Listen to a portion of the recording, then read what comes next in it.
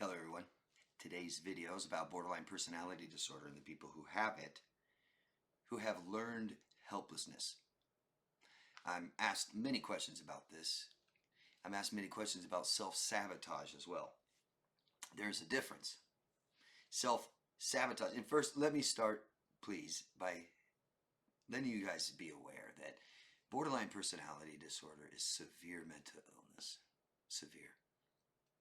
It encapsulates people and affects everyone else around them.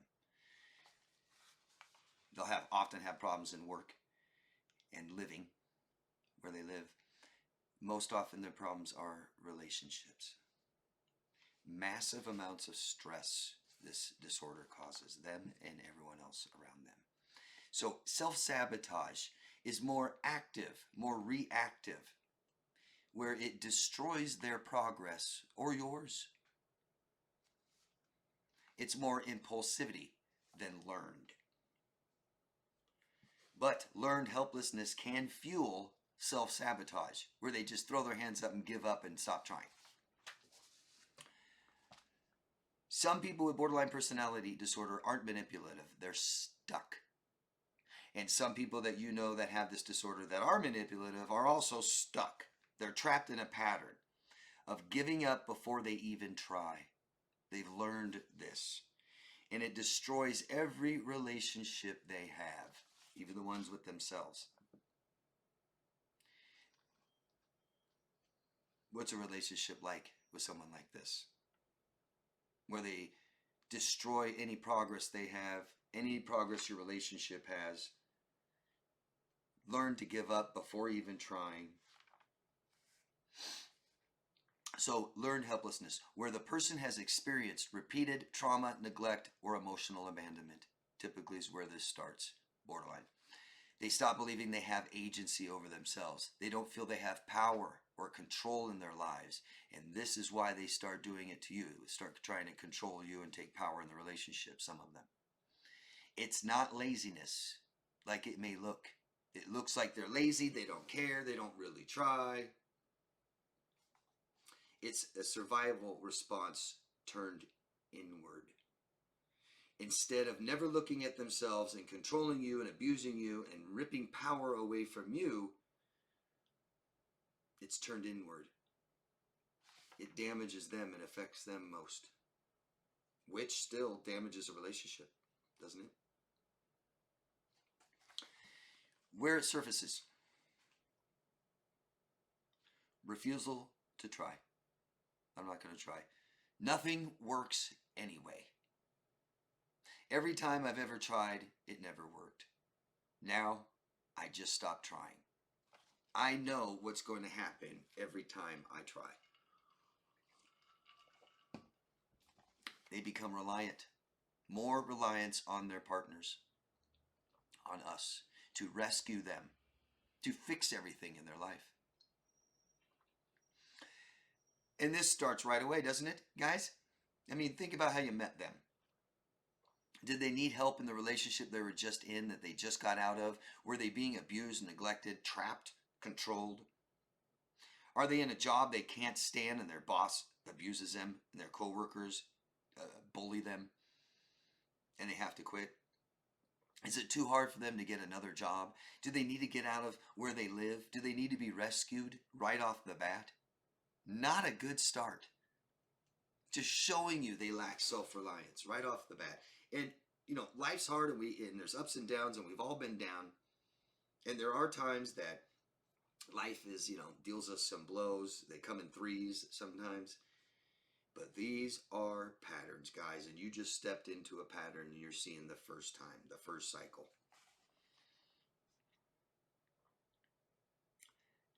And we want to rescue them and we want to fix things. And it seems like it's fixable. That's why we take it on. And it is. It is fixable, but not by us. There's many things in life that we can't do for other people. You can go look at adults that have to take care of their children in adulthood because they have autism or physical ailments, diseases, things like this, and can't take care of themselves. It is difficult to impossible. meltdowns, shutdowns, instead of being proactive. It's much easier to not try, to give up. And I learn this. Every time it goes wrong, I melt down. When you know somebody is irritable, stay away from them. Don't try to comfort them. Don't try to make it better. Don't keep asking them what's wrong. Because irritable means they're right here about to lose their shit. And how many times, how often does the person with borderline in your life, how often are they irritable? Because we know there's a percentage where they lose their shit, and then the rest of the time it's irritable. Stop. It can be that fast, that quick, and so easy that causes a meltdown. A borderline meltdown, losing their shit. Their eyes roll back in their head, they're solid black. They've been possessed. It's just their pupils dilating from stress chemicals. But if they aren't used to being proactive, they aren't used to trying with success, because changing things in our life requires courage, and that's why it's so hard. And the bigger the changes, the more courage is required. But never having success or support, good luck. Fear of abandonment plus learned helplessness equals a toxic feedback loop. I believe you're going to leave me because I'm no good. I don't do anything about it. Right? What happens? Fears come to fruition. That's the best way to explain fear of abandonment. If you have fear of abandonment enough, you'll push your partner away. Because there's plenty of other people out there that don't do this, that don't have this. So, impact on relationships. Partners burn out trying to fix them.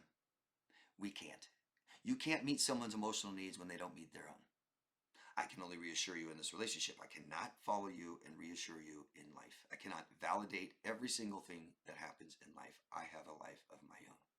And this is where emotional codependency grows, where the lines of autonomy are blurred.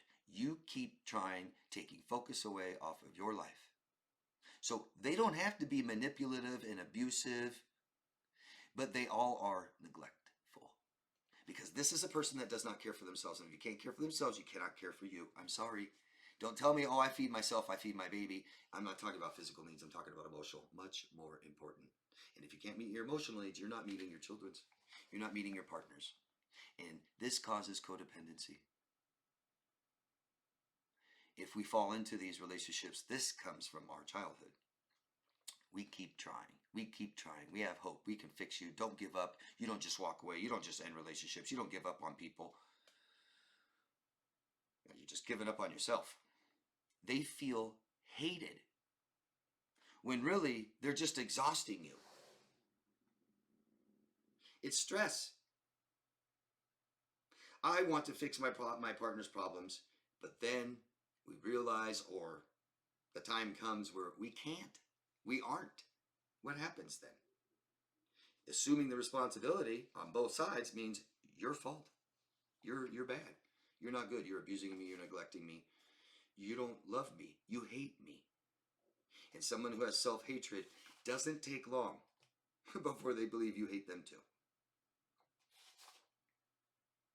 So, for someone with borderline personality, hope and recovery is for them, not for you. Not for their partners. For them, learned means it can be unlearned. Yeah.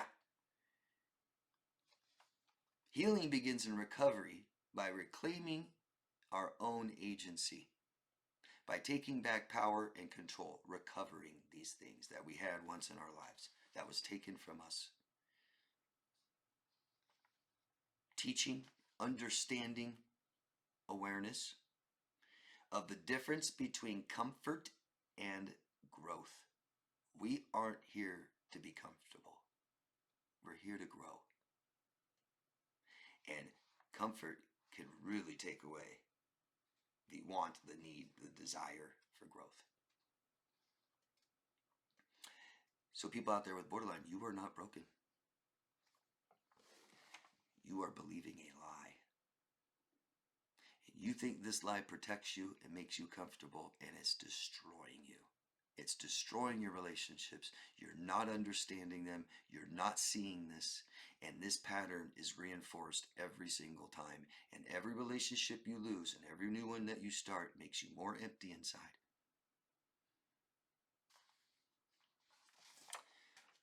You, everybody else around people that do this, boundaries, autonomy, agency. This is how we keep our lives and not lose ourselves, and begin to see that this cannot be fixed by you. This is not your problem. You're assuming it. That is your childhood.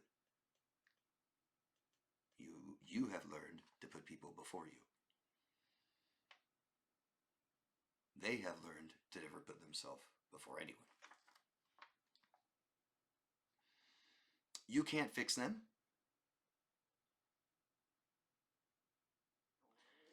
At all. You can't fix them. Let me be very, very clear. Supporting somebody, sure, I'll give you a ride. Oh, how to go, good job. I mean, what else can we do? We don't find help and take them and pay for it.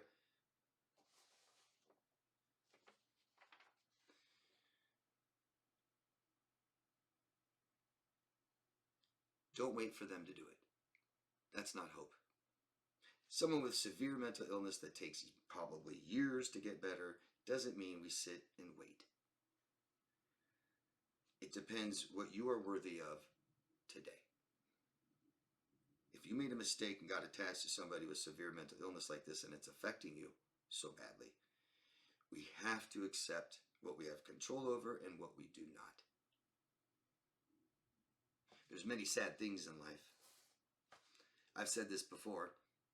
Typically, usually, right now, there's about 2,000 babies that are dying around the world. And we have to understand that that's happening.